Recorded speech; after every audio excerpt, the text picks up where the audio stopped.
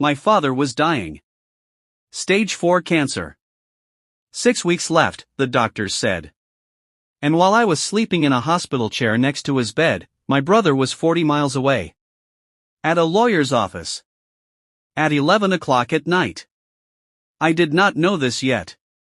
I just knew my father kept asking for water. And I kept getting it for him. Because that is what you do when the person who raised you is leaving. My name is James. I am 41 years old. I live in Ohio.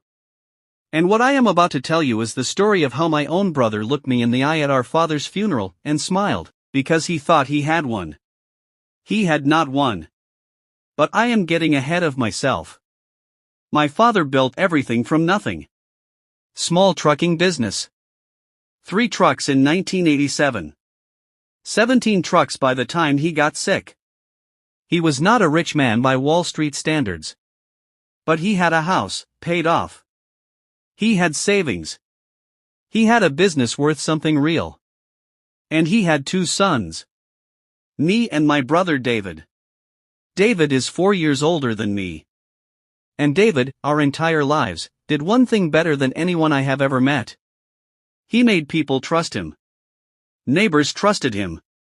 Church trusted him. Our father trusted him most of all. I should have watched that more carefully. 3 weeks before my father passed, he told me something.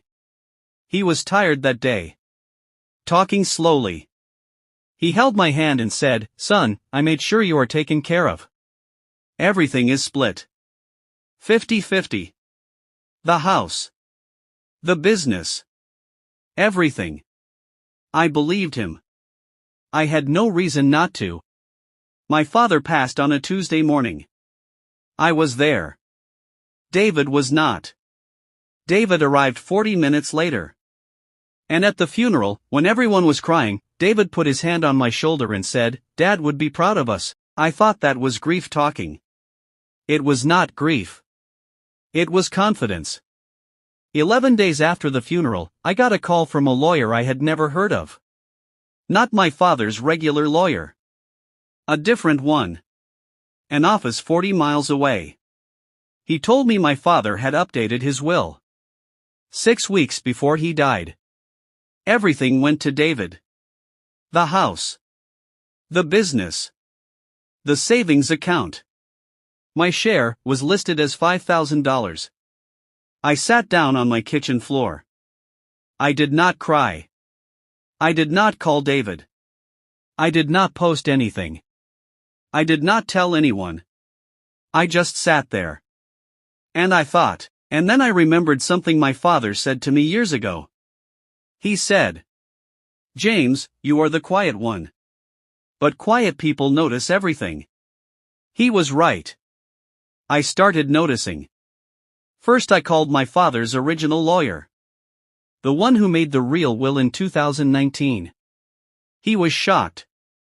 He had not been contacted about any changes. He pulled the file.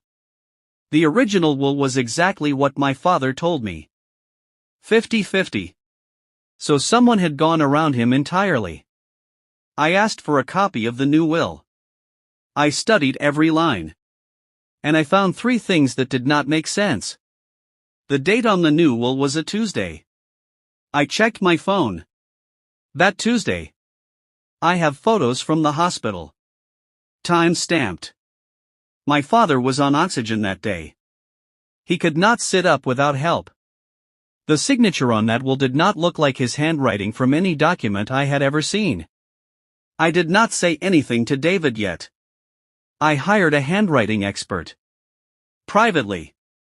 Cost me $800 I did not have. She compared the signature to 12 other documents with my father's real signature.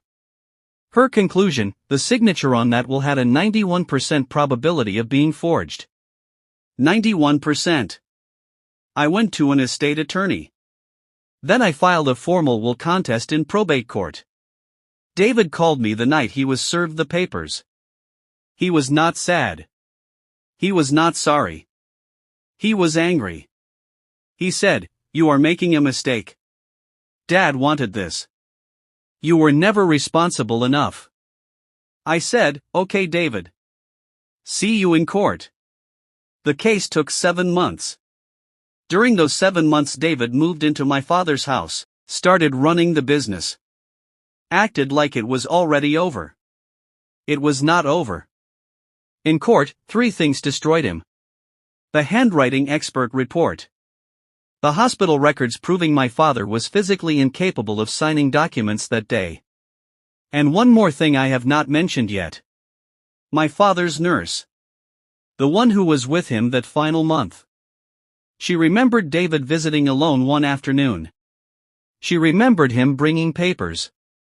She remembered my father looking confused. She testified. The judge ruled the second will invalid. Everything went back to the original.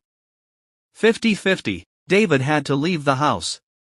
He had to return 7 months of business income. His legal fees alone were over $40,000.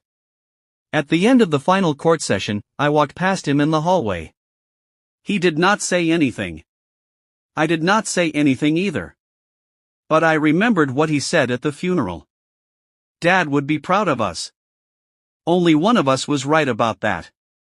Stay until the end of this video because in the comments section I am going to tell you the one detail from this case that the judge actually laughed out loud at during the hearing. It is the part that I still cannot believe myself. If this story hit you, subscribe.